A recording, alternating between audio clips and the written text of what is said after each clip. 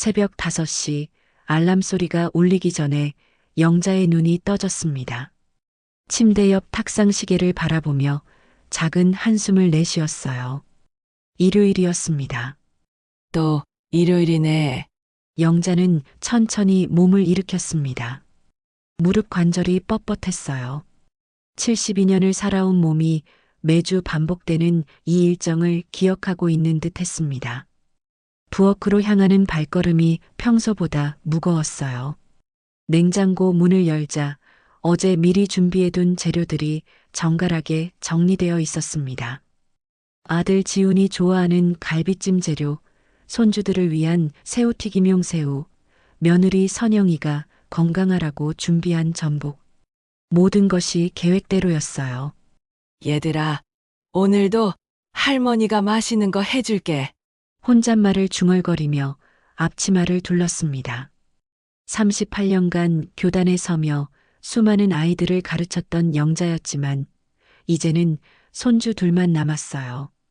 그 아이들조차 점점 자신에게서 멀어지는 것 같았습니다.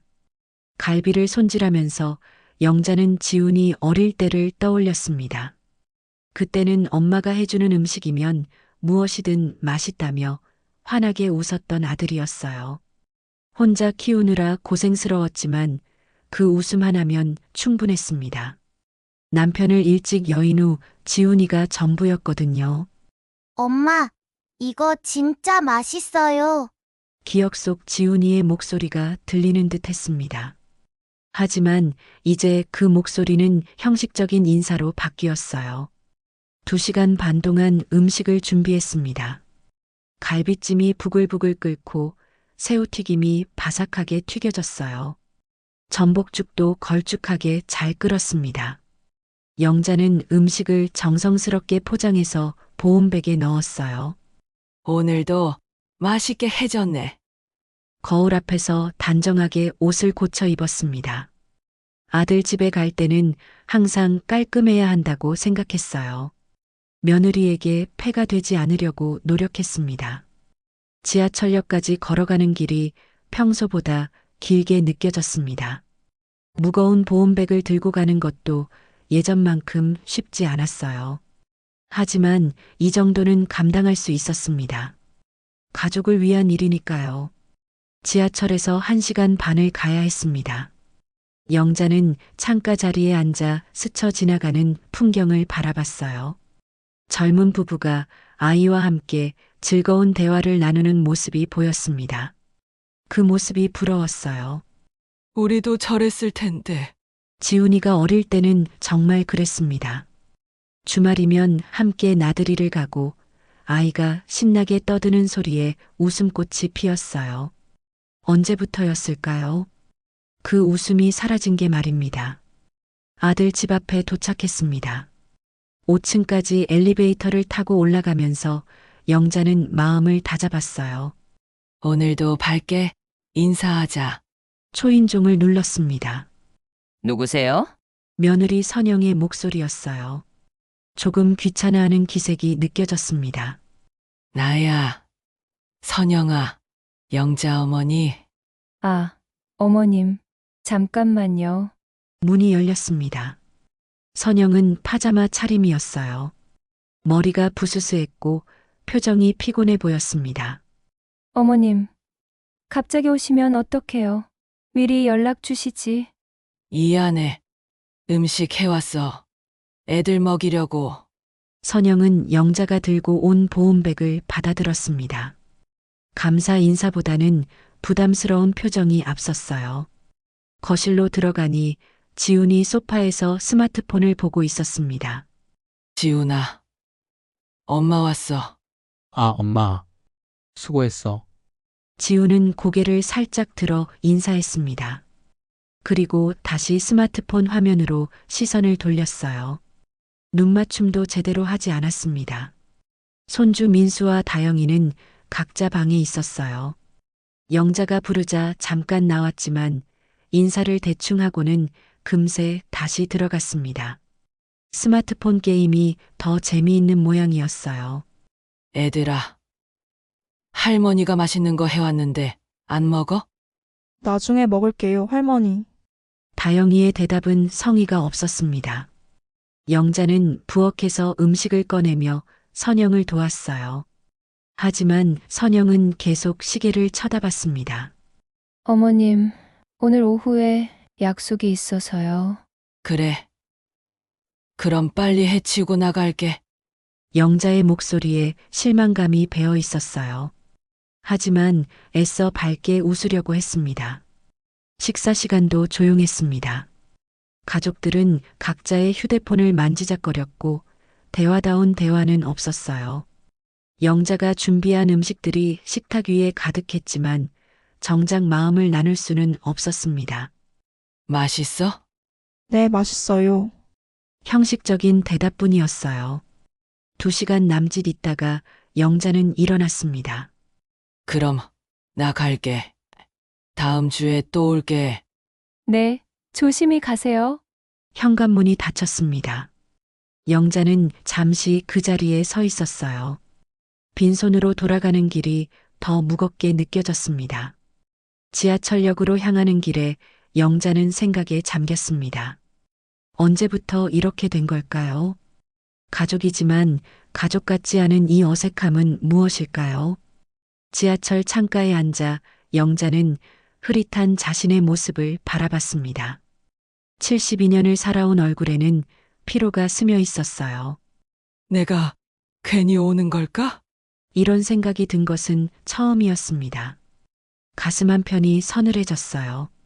그동안 당연하다고 여겼던 일들이 갑자기 당연하지 않게 느껴졌습니다. 집에 돌아온 영자는 텅 빈 거실에 앉았습니다. 정적이 흘렀어요. 오늘따라 집이 더 적막해 보였습니다. 다음 주에도 또 갈까? 혼잣말이 공허하게 울렸습니다. 영자는 자신에게 묻고 있었어요. 정말로 자신이 필요한 존재인지 아니면 그냥 부담만 주는 존재인지를요. 창밖으로 해가 지고 있었습니다. 새로운 한 주가 시작될 예정이었어요. 그리고 그 한 주의 끝에는 또 다른 일요일이 기다리고 있을 터였습니다. 화요일 오후 영자는 경로당을 찾았습니다. 평소보다 일찍 나온 것 같았어요. 집에만 있으니 자꾸 일요일 일이 떠올랐거든요. 경로당 입구에서 익숙한 웃음소리가 들려왔습니다. 친구 선이가 다른 어르신들과 화투를 치고 있었어요. 선이는 영자와 동갑내기였습니다. 같은 동네에서 30년을 살아온 사이였어요. 영자야. 이리 와. 오늘 왜 이렇게 일찍 왔어? 선이가 반갑게 손을 흔들었습니다. 영자는 작은 미소를 지으며 다가갔어요. 그냥 집에 있기가 답답해서. 화투패를 정리하며 선이가 영자를 자세히 쳐다봤습니다. 얼굴이 왜 이래? 무슨 일 있어? 별일 아니야. 영자는 고개를 저었어요. 하지만 선이는 쉽게 넘어가지 않았습니다. 우리가 몇 년 친군데 나한테 뭘 숨겨? 저기 구석에 앉아서 얘기해. 2사람은 경로당 한켠의 조용한 자리로 이동했습니다. 창가에서 들어오는 햇살이 따스했어요. 어제 지훈이네 갔다 왔어. 또 갔어? 지난주에도 갔잖아. 선희의 목소리에 약간의 걱정이 섞여 있었습니다. 매주 가는 거 알잖아. 손주들 보려고. 그래서 어땠는데? 영자는 잠시 말을 멈췄습니다. 어떻게 설명해야 할지 막막했어요. 똑같았어. 애들은 스마트폰만 보고, 며느리는 시계만 쳐다보고, 지훈이는? 인사만 대충 하고 끝이야. 예전 같지 않아. 선희는 고개를 끄덕였습니다. 비슷한 경험이 있는 듯 했어요. 우리 딸도 그래. 처음엔 서운하더라고. 그럼 어떻게 해? 나는 자주 안 가. 한 달에 한 번 정도. 그것도 미리 연락하고 가지. 영자는 놀란 표정을 지었습니다. 한 달에 한 번만? 그럼 손주들은? 손주들도 자기 생활이 있잖아. 우리가 자꾸 끼어들면 부담스러워해. 선희의 말이 가슴에 와 닿았습니다. 하지만 받아들이기는 어려웠어요. 그래도 가족인데. 가족이라고 해서 매주 봐야 하는 건 아니지. 너도 네 시간이 있잖아. 내 시간. 영자는 되물었습니다. 오랫동안 잊고 있던 단어였어요. 그래. 네 시간. 너는 지훈이 엄마이기 전에 영자잖아. 선희가 영자의 손을 잡았습니다. 너 교사할 때 얼마나 멋있었는데 학부모들이 다 좋아했어. 그건 옛날 얘기야. 왜 옛날 얘기요? 지금도 똑같은 사람인데. 영자는 선희의 말을 곱씹어 봤습니다. 정말 자신은 언제부터 지훈이 엄마, 손주들 할머니로만 살아왔을까요? 근데 가족을 위하는 게 당연한 거 아냐? 당연하긴 뭐가 당연해. 너무 자주 찾지 마. 네 시간도 네 거잖아. 선희의 목소리에 단호함이 있었어요. 가끔 가면 더 반가워하더라고. 맨날 보면 당연하게 여기지. 영자는 고개를 숙였습니다. 선희의 말이 마음 깊은 곳을 건드리는 것 같았어요. 그럼 다음 주에 안 가면 어떡해? 어떡하긴 뭘 어떡해. 세상이 무너져. 선희가 웃으며 말했습니다. 연락 안 오나 하겠지. 그러면 그거대로 괜찮은 거야. 집으로 돌아오는 길에 영자는 계속 생각했습니다. 선희의 말들이 머릿속을 맴돌았어요. 네 시간도 네 거잖아. 이 말이 특히 인상 깊었습니다. 언제부터 자신의 시간을 온전히 자신을 위해 쓴 적이 없었을까요? 저녁을 준비하면서도 마음이 복잡했습니다. 혼자 먹는 밥상을 차리다 보니 더욱 생각이 많아졌어요. 정말 매주 갈 필요가 있을까? 혼잣말을 중얼거렸습니다. 그날 밤 영자는 잠이 오지 않았습니다. 침대에 누워 천장을 바라보며 자신의 삶을 되돌아봤어요. 교사로 일할 때는 달랐습니다. 아이들이 자신을 필요로 했고 학부모들도 존경해줬어요. 퇴직한 후에는 지훈이와 손주들이 전부였습니다. 나도 내 이야기가 있었는데 작은 목소리로 말해봤습니다. 38년간 교단에 선 이야기, 혼자 아들을 키운 이야기, 학생들과 함께 웃고 울었던 이야기들 말입니다. 수요일 아침이 밝았습니다. 평소라면 지훈이 집에 갈 음식을 미리 생각해 볼 시간이었어요. 하지만 오늘은 달랐습니다. 이번 주는 쉬어볼까? 말로 내뱉어 보니 조금 무서웠어요. 하지만 동시에 해방감 같은 것도 느껴졌습니다. 목요일, 금요일이 지나갔습니다. 평소라면 장을 보고 음식 준비를 했을 텐데 이번엔 그러지 않았어요. 대신 오랫동안 읽지 못했던 책을 꺼내 들었습니다. 토요일 저녁이 되자 마음이 흔들렸습니다. 그래도 연락은 해야 하는 거 아닐까? 핸드폰을 들었다 놨다를 반복했어요. 아니야. 선이 말이 맞아. 너무 자주 찾지 말자. 일요일 아침이 밝았습니다. 알람 없이도 5시에 눈이 떠졌어요. 몸이 기억하고 있는 시간이었습니다. 하지만 일어나지 않았습니다. 침대에 그대로 누워 있었어요. 오늘은 내 시간으로 살아보자. 창밖으로 아침 햇살이 들어왔습니다. 평소 같으면 부산하게 음식을 준비했을 시간이었어요. 하지만 오늘은 조용했습니다. 9시가 되어서야 일어났습니다. 천천히 차를 끓여 마시며 창밖을 바라봤어요. 이렇게 여유로운 일요일 아침은 오랜만이었습니다. 오후 2시쯤 되자 핸드폰이 걱정되기 시작했습니다. 혹시 지훈이가 연락하지 않을까 해서요. 하지만 연락은 오지 않았습니다. 저녁 6시, 7시가 지나도 마찬가지였어요. 정말 연락 안 오네. 허탈한 마음과 함께 묘한 해방감이 찾아왔습니다. 선이 말이 맞았어요. 세상이 무너지지 않았습니다. 그날 밤 영자는 오랜만에 깊은 잠에 들었습니다. 꿈속에서는 교사 시절의 자신이 나타났어요. 당당하고 생기 넘치는 모습이었습니다. 월요일 아침 영자는 결심을 굳혔습니다. 나도 내 이야기를 다시 써보자. 책상 서랍을 열어 옛날 교사 시절 쓰던 펜을 꺼냈습니다. 아직도 잉크가 나왔어요. 그리고 새 노트 한 권을 준비했습니다. 첫 줄에 이렇게 썼습니다.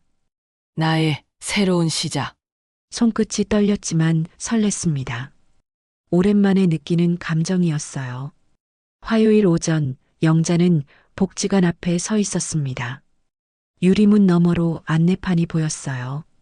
어르신 글쓰기 교실 마이너스 매주화 목 오전 10시라고 적혀 있었습니다.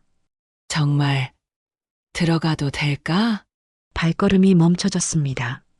38년간 가르치는 입장이었던 영자에게 배우는 자리에 앉는다는 것이 어색했어요. 문을 밀고 들어가니 안내 데스크의 젊은 직원이 반갑게 인사했습니다.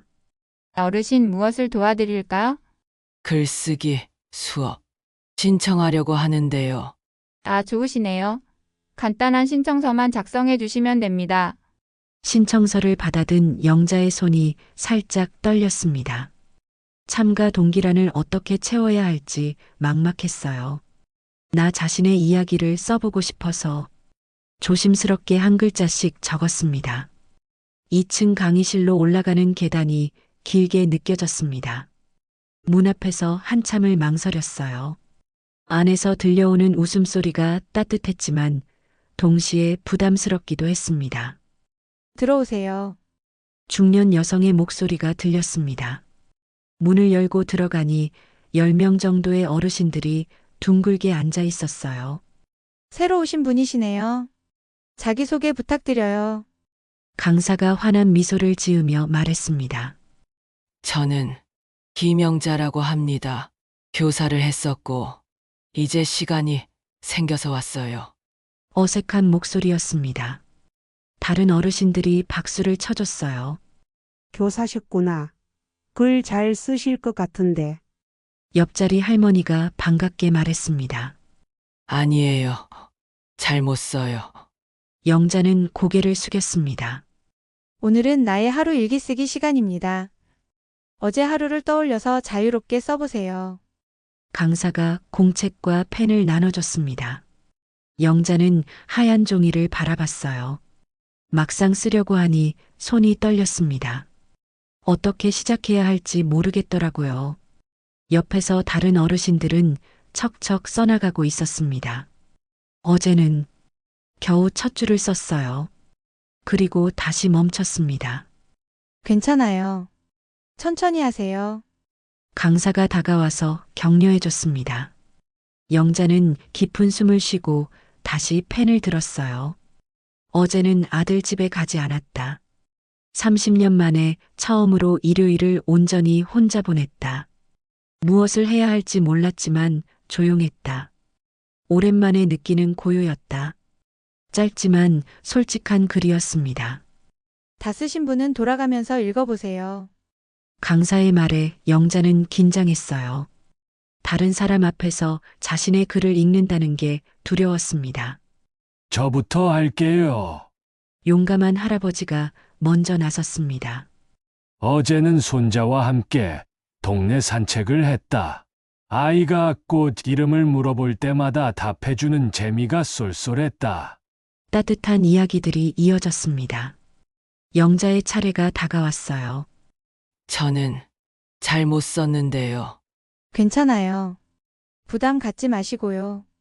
강사가 격려해줬습니다. 영자는 떨리는 목소리로 읽기 시작했어요. 어제는 아들 집에 가지 않았다. 30년 만에 처음으로. 목소리가 점점 작아졌습니다. 창피했어요. 계속 읽어주세요. 강사가 다정하게 말했습니다. 끝까지 읽고 나니 교실이 조용해졌습니다. 영자는 얼굴이 빨개졌어요. 선생님, 글이 진심으로 와 닿아요.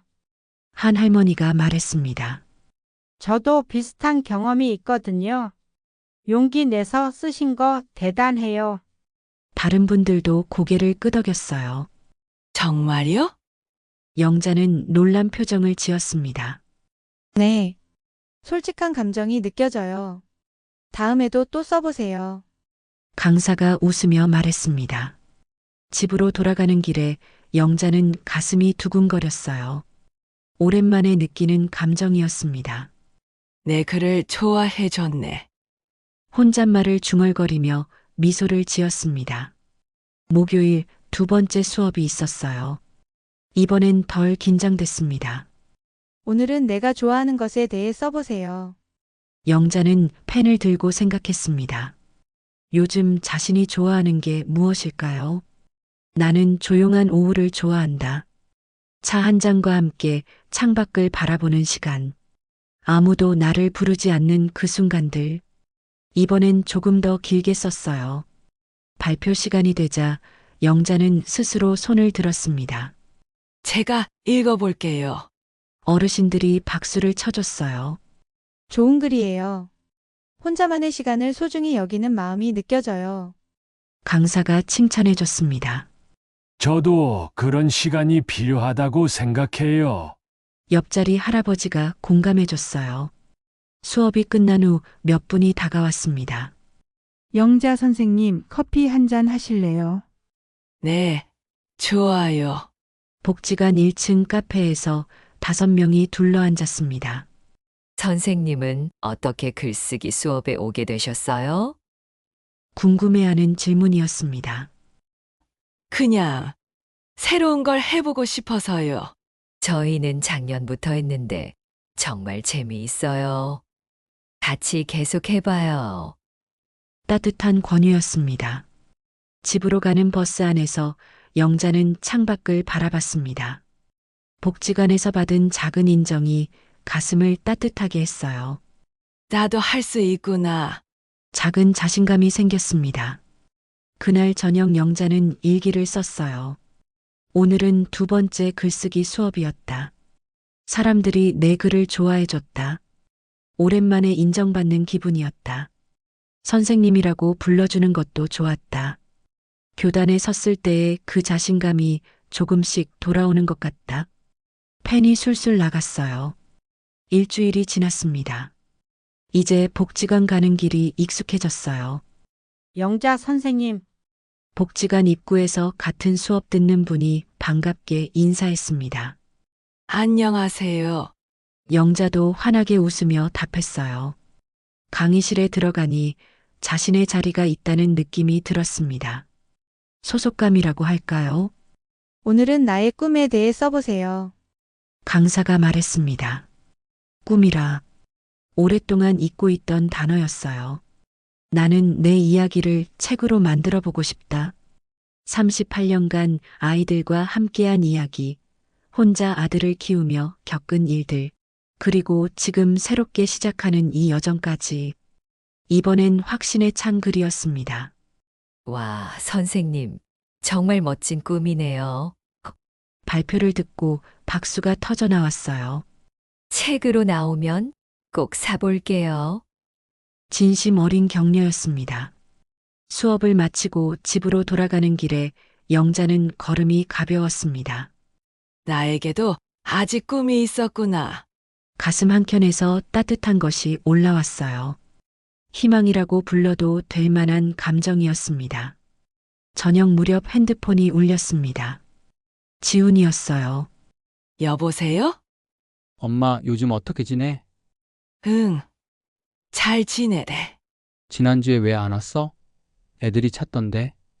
예전 같으면 미안해하며 변명했을 텐데 이번엔 달랐어요. 엄마도 바쁜 일이 생겼어. 요즘 글쓰기 배우고 있거든. 글쓰기요? 지훈의 목소리에 의외라는 기색이 드러났습니다. 응. 새로운 취미야. 그래요. 좋네요. 어색한 침묵이 흘렀어요. 그럼 이번 주에는 올 거예요? 글쎄, 생각해 볼게. 전화를 끊고 나서 영자는 미소를 지었습니다. 처음으로 자신의 의지를 표현한 것 같았어요. 이제 내가 선택할 수 있구나. 작지만 확실한 변화의 시작이었습니다. 목요일 오후 글쓰기 수업을 마치고 집에 돌아온 영자는 핸드폰 화면을 확인했습니다. 부재중 전화 세 통이 모두 지훈이었어요. 곧이어 전화벨이 다시 울렸습니다. 여보세요? 엄마, 전화 왜 안 받아? 지훈의 목소리에 짜증이 섞여 있었습니다. 복지관에 있었어. 핸드폰을 못 봤지. 복지관은 또 뭐야? 글쓰기 수업 다니잖아. 지난번에 얘기했는데 아, 그거. 엄마, 이번 주말에 와. 애들이 할머니 찾아. 예전 같으면 그래, 갈게라고 대답했을 영자였어요. 하지만 이번엔 달랐습니다. 이번 주는 안 될 것 같아. 왜? 무슨 일 있어? 토요일에 글쓰기 발표회가 있거든. 준비해야 해. 거짓말은 아니었습니다. 복지관에서 소규모 발표회를 연다고 했거든요. 발표해요? 그게 뭐가 그렇게 중요해? 지훈의 목소리가 높아졌습니다. 나한테는 중요해.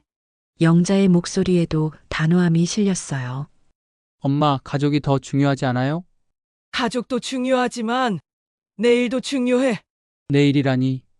그냥 취미잖아요. 지훈이 한숨을 쉬었습니다. 취미라고 해서 안 중요한 건 아니야. 나한테는 의미 있는 일이거든. 전화 너머로 침묵이 흘렀어요. 엄마가 이상해졌어. 예전 같지 않아. 이상한 게 아니야. 나다워진 거지. 나다우시다고요? 그래. 나는 지훈이 엄마이기 전에 김영자라는 사람이야. 영자 스스로도 놀랐습니다. 이런 말을 하게 될 줄 몰랐거든요. 엄마, 우리가 우선이어야 하는 거 아니에요? 너희도 소중하지만 나도 소중해. 지훈이 말없이 있었습니다. 다음 주에 갈게. 미리 연락할 테니까. 알았어요. 전화가 끊어졌습니다. 영자는 핸드폰을 내려놓고 깊은 숨을 쉬었어요. 내가 이런 말을 하다니? 가슴이 두근거렸습니다. 무서우면서도 시원했어요. 토요일 아침 복지관에서 작은 발표회가 열렸습니다. 글쓰기 수업 수강생들과 가족들이 참석했어요. 영자는 준비한 글을 다시 읽어봤습니다. 72세의 새로운 시작이라는 제목이었어요. 영자 선생님, 준비되셨어요? 강사가 다가와서 물었습니다. 네, 괜찮아요. 사실은 떨렸지만 당당하게 대답했어요. 발표 순서가 돌아왔습니다. 영자는 단상에 올라섰어요. 안녕하세요. 김영자입니다. 마이크 앞에 서니 교사 시절이 떠올랐습니다. 저는 38년간 교사로 일했습니다. 퇴직 후에는 아들 가족을 돌보는 일이 전부였어요. 목소리가 점점 안정되었습니다. 하지만 최근에 깨달았습니다. 저에게도 제 이야기가 있다는 거요. 청중들이 집중해서 듣고 있었어요. 72세에 시작한 글쓰기가 저를 다시 살아있게 만들어주고 있습니다. 박수가 터져 나왔습니다. 발표를 마치고 내려오니 여러 사람이 다가왔어요. 정말 감동적이었어요. 용기를 주는 이야기네요. 칭찬이 이어졌습니다. 선생님, 혹시 가족분은 안 오셨어요? 한 분이 물었습니다. 아들이 바빠서요. 영자는 담담하게 답했어요. 섭섭하지만 괜찮았습니다. 발표회가 끝나고 집으로 돌아가는 길에 핸드폰이 울렸습니다. 엄마, 지훈의 목소리였어요. 응, 발표회 어땠어요? 의외의 질문이었습니다. 잘했어. 사람들이 좋아하더라. 그래요? 다행이네요.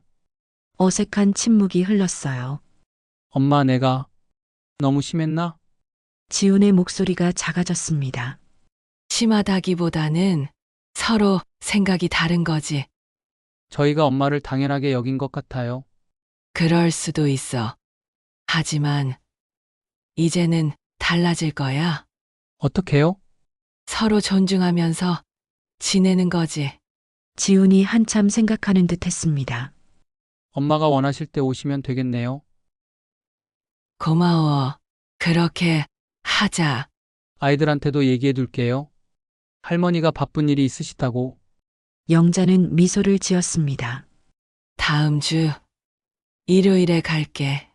음식은 간단하게 해갈 테니까. 엄마, 굳이 안 해오셔도 돼요. 저희가 준비할게요. 이것도 의외였습니다. 정말? 네. 가끔은 엄마도 쉬셔야죠. 전화를 끊고 영자는 벤치에 앉았습니다. 마음이 복잡했어요. 기쁘면서도 서운했습니다. 변하는 게 쉽지 않네. 하지만 시작은 되었다고 생각했어요. 일요일 오후 영자는 지훈의 집을 찾았습니다. 음식을 잔뜩 싸가지 않은 것은 오랜만이었어요. 어머님, 어서 오세요. 며느리 선영이 예전보다 반갑게 맞아줬습니다. 오늘은 음식 안 해오셨네요. 지훈이가 안 해와도 된다고 해서. 잘하셨어요. 가끔은 편하게 오세요. 선영의 말에 진심이 느껴졌어요. 거실로 들어가니 지훈이 일어나서 인사했습니다. 엄마 앉으세요. 차 드릴게요. 예전과는 다른 대접이었어요. 할머니, 손주 다영이가 달려왔습니다. 할머니, 글쓰기 대회에서 상 받으셨다며요? 상은 아니고 발표를 했지. 멋있어요. 저도 나중에 글 잘 쓰고 싶어요. 다영이의 눈이 반짝였어요. 할머니가 가르쳐 줄까? 네, 민수도 다가왔습니다. 할머니, 다음에 또 언제 와요? 글쎄, 2주 후에 올 수도 있고. 매주 안 와도 돼요. 할머니도 바쁘시잖아요. 민수의 말이 어른스러웠습니다. 저녁 식사 시간이 예전보다 활발했어요. 영자의 글쓰기 이야기에 모두가 관심을 보였습니다. 엄마, 책 내시면 정말 사볼게요. 지훈이 진심으로 말했어요. 아직 그 정도는 아니야. 그래도 꿈이 있으시니까 좋죠? 선영도 격려해줬습니다. 집에 돌아가는 길에 영자는 다른 기분이었어요. 무거운 의무감 대신 가벼운 만족감이 있었습니다. 이렇게 만나는 게 더 좋을 수도 있겠네. 지하철 창가에 앉아 생각했습니다. 핸드폰에 문자가 왔어요. 엄마, 오늘 와주셔서 고마워요. 앞으로는 엄마 시간도 존중할게요. 지훈. 영자는 문자를 읽고 또 읽었습니다. 존중이라. 오랫동안 듣지 못했던 단어였어요. 가슴이 따뜻해졌습니다. 그날 밤 일기를 쓰며 영자는 생각했습니다. 오늘은 새로운 방식으로 가족을 만났다. 의무가 아니라 선택으로. 그랬더니 모든 게 달라 보였다. 아들도 며느리도 손주들도 나 자신도. 펜을 멈추고 창밖을 바라봤어요. 이제 진짜 시작인가 보다. 목소리 속에 단단한 울림이 있었습니다. 스스로도 놀랄 만큼 확신에 찬 톤이었어요. 변화는 어렵고 때로는 아팠지만 분명히 가능한 일이었습니다. 영자는 그것을 직접 경험하고 있었어요. 석 달이 지났습니다. 영자는 매주 화요일과 목요일이면 복지관을 찾았어요. 이제는 길이 익숙해져서 걸어가는 발걸음도 가벼웠습니다. 영자 선생님 일찍 오셨네요. 복지관 입구에서 경비 아저씨가 반갑게 인사했습니다. 영자를 알아보고 먼저 말을 걸어주는 사람들이 생겼어요. 네. 오늘 새로 쓴 글이 있어서요. 또 좋은 글 쓰셨나 보네요. 강의실에 들어가니 친해진 어르신들이 앉아 있었습니다. 영자야, 어서 와. 오늘도 글 가져왔어? 선희보다 더 가까워진 친구 정숙이가 반겼어요. 응. 이번엔 감사에 대해 써봤어. 영자는 노트를 꺼내며 미소를 지었습니다. 수업이 시작되자 강사가 공지했어요. 다음 달에 복지관 문집을 만들기로 했습니다. 선생님들이 쓰신 글 중에서 좋은 작품을 선정해서 책으로 낼 예정이에요. 어르신들 사이에서 탄성이 터져 나왔습니다. 영자 선생님 글은 당연히 들어가겠네요. 정숙이 영자의 팔을 툭 쳤어요. 아니야. 나보다 잘 쓰는 분들이 많아. 뭔 소리야? 지난번 72세의 새로운 시작 글 정말 좋았잖아. 영자는 부끄러우면서도 뿌듯했어요. 발표 시간이 되자 영자가 먼저 손을 들었습니다. 이제는 자연스러운 일이 되었어요. 제가 읽어볼게요. 어르신들이 박수를 쳐주며 기다렸습니다.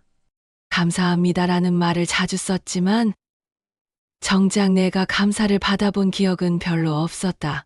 그런데 요즘은 다르다. 내가 쓴 글을 좋아해주는 사람들, 내 이야기에 공감해주는 친구들 덕분에 나는 감사를 받는 사람이 되었다. 목소리에 힘이 있었어요. 그리고 깨달았다. 감사는 주고받는 것이 아니라 함께 나누는 것이라는 걸. 나도 누군가에게 감사를 전할 수 있는 사람이 되었다는 것에 또 감사하다. 박수가 오래 계속되었습니다. 영자 선생님, 글은 항상 진심이 느껴져요. 저도 선생님처럼 써보고 싶어요. 칭찬이 이어졌어요. 수업을 마치고 카페에서 차를 마시는 시간도 소중해졌습니다. 영자야, 요즘 아들은 어때? 정숙이 관심 있게 물었어요. 많이 달라졌어. 이제는 내가 가고 싶을 때 가. 그게 맞지. 우리도 우리 시간이 있어야 해. 손주들도 이해해 주더라고. 할머니도 바쁘시다고. 영자는 웃으며 말했어요. 집으로 돌아가는 버스 안에서 핸드폰이 울렸습니다. 다영이었어요. 할머니! 타영아, 무슨 일이야? 할머니, 이번 주말에 학교에서 글짓기 대회가 있어요. 그래? 참가해 볼 생각이야? 네? 할머니한테 배운 대로 써볼 거예요. 다영이의 목소리가 들뜨게 들렸어요. 할머니가 응원할게. 최선을 다해봐. 할머니도 글쓰기 발표회 있으시면 저희한테 말씀해 주세요. 꼭 보러 갈게요. 정말? 네? 아빠한테도 얘기해 둘게요. 전화를 끊고 영자는 가슴이 따뜻해졌어요. 손주가 먼저 관심을 보여주다니. 토요일 오후 복지관에서 작은 문집 발간 기념회가 열렸습니다. 영자의 글 2편이 수록되었어요. 할머니! 뒤에서 부르는 목소리에 돌아보니 다영이와 민수가 뛰어왔습니다. 너희가 어떻게? 아빠가 데려다 주셨어요. 지훈이 뒤따라왔어요. 정장을 입고 정중한 모습이었습니다. 엄마 축하해요. 고마워. 오느라 힘들었지? 아니에요. 당연히 와야죠. 지훈의 말에 진심이 느껴졌어요. 문집을 받아든 다영이가 눈을 반짝였습니다. 할머니 글이 여기 있어요. 72세의 새로운 시작. 할머니, 사인해 주세요. 민수도 문집을 내밀었어요. 영자는 펜을 들고 잠시 생각했습니다. 뭐라고 써줄까요? 다영이에게 너의 꿈도 이루어지길 바라며 민수에게 네 이야기도 소중해. 아이들이 기뻐하는 모습을 보니 가슴이 벅찼어요. 기념회가 끝나고 가족들과 함께 식사를 했습니다. 엄마 글 읽어봤는데 정말 감동적이더라고요. 지훈이 말했어요. 과찬이야. 아니에요. 우리가 미처 몰랐던 엄마의 모습을 알게 되었어요. 할머니는 정말 멋있어요. 다영이가 끼어들었어요. 나중에 할머니처럼 글 쓰는 사람이 되고 싶어요. 그래. 다영이도 자기만의 이야기를 만들어 가렴. 영자는 손주의 머리를 쓰다듬었어요. 집에 돌아와 영자는 문집을 다시 펼쳐봤습니다. 자신의 이름이 인쇄된 책을 보니 신기했어요. 72세의 첫 책이라니. 작지만 소중한 성취였습니다. 그날 밤 일기를 쓰며 영자는 생각에 잠겼어요. 오늘 가족들이 내 발표회에 와주었다. 예전에는 내가 항상 그들의 일에 맞춰갔는데 이제는 그들이 내 일을 존중해준다. 이런 게 진짜 가족관계가 아닐까? 한 달 후 영자는 새로운 도전을 시작했습니다. 복지관에서 인생 이야기 들려주기 자원봉사를 신청한 것이에요. 선생님, 아이들이 정말 좋아할 거예요. 복지관 직원이 말했습니다. 교사 경험도 있으시고 글도 잘 쓰시니까 딱이네요. 첫 수업날 초등학생들이 복지관을 찾았어요. 할머니, 안녕하세요. 아이들의 인사가 밝았습니다. 안녕. 얘들아, 오늘은 할머니가 어렸을 때 이야기를 들려줄게. 영자는 자연스럽게 아이들 앞에 섰어요. 38년간 몸에 밴 교사의 모습이었습니다. 할머니는 너희 나이에 어떤 꿈을 가지고 있었을까? 선생님이요. 한 아이가 외쳤어요. 맞아. 그 꿈을 이루어서 38년 동안 아이들을 가르쳤지. 와, 대단해요. 그런데 할머니는 72살에 새로운 꿈이 생겼어. 글을 써서 책을 만드는 거야. 아이들이 집중해서 들었어요. 나이가 많아도 새로운 것을 시작할 수 있다는 걸 배웠단다. 수업을 마치고 아이들이 다가왔어요. 할머니, 저도 할머니처럼 되고 싶어요. 할머니 책 언제 나와요? 꼭 읽을게요. 영자는 아이들을 보며 미소를 지었습니다. 오랜만에 느끼는 보람이었어요. 집으로 돌아가는 길에 지훈에게서 문자가 왔어요. 엄마, 오늘 뉴스에서 복지관 소식 봤어요. 엄마가 자원봉사 하신다고 나오던데 정말 자랑스러워요. 영자는 문자를 보며 흐뭇했어요. 그날 저녁 영자는 창가에 앉아 차를 마시며 생각했습니다. 몇 달 전만 해도 아들의 부름을 기다리며 살았어요. 언제 연락이 올까, 언제 찾아가야 할까 고민하며 지냈습니다. 하지만 이제는 달랐어요. 화요일과 목요일에는 글쓰기 수업, 금요일에는 아이들과 만나는 자원봉사, 주말에는 가끔 가족을 만나는 일정이 있었습니다. 무엇보다 변한 것은 자신이었어요. 이제는 아들 집에 의무적으로 가지 않았습니다. 가고 싶을 때, 초대받았을 때, 특별한 날에 찾아갔어요. 그러자 관계도 달라졌습니다. 가족들이 영자를 당연한 존재가 아니라 소중한 사람으로 대해주기 시작했거든요. 핸드폰이 울렸습니다. 선이었어요. 영자야, 내일 경로당에서 화투 칠 건데 올 거야? 미안해. 내일은 복지관에 글 써야 해. 또 글이야? 요즘 바빠도 너무 바쁘네. 선이가 웃으며 말했어요. 바쁘니까 좋아. 할 일이 있다는 게 얼마나 행복한 줄 알아? 그래, 맞아. 너 정말 달라졌다. 응. 나다워졌어. 전화를 끊고 영자는 책상으로 갔습니다. 새로운 글을 쓸 시간이었어요. 제목을 적었습니다. 내가 선택하는 삶. 나는 더 이상 누군가의 부름을 기다리지 않는다. 72년을 살면서 깨달은 것은 내 삶의 주인공은 바로 나라는 것이다. 펜이 술술 움직였어요. 가족도 소중하고 사람들과의 관계도 중요하다. 하지만 그 모든 것의 중심에는 내가 있어야 한다. 나를 소중히 여길 때 다른 사람들도 나를 소중하게 여겨준다. 창밖으로 달빛이 들어왔습니다. 고요한 밤이었어요. 이제 나는 안다. 나는 누군가의 부름을 기다리는 사람이 아니라 내 삶을 직접 써내려가는 사람이다. 영자는 펜을 멈추고 글을 다시 읽어봤습니다. 마음에 들었어요. 그리고 새로운 문장을 덧붙였습니다. 72세의 나에게도 아직 쓰지 못한 이야기가 많이 남아있다. 그것들을 하나씩 천천히 내 손으로 써나가겠다. 영자는 노트를 덮고 자리에서 일어났습니다. 내일도 새로운 하루가 기다리고 있었어요. 자신이 선택한 하루가 말입니다. 거울 앞에서 자신을 바라봤습니다. 72년을 살아온 얼굴에는 이제 평화로운 미소가 깃들어 있었어요. 안녕, 김영자. 자신에게 인사했습니다. 내일도 잘 부탁해. 그 목소리에는 존엄과 평화가 있었습니다. 마침내 자신의 삶을 되찾은 사람의 목소리였어요.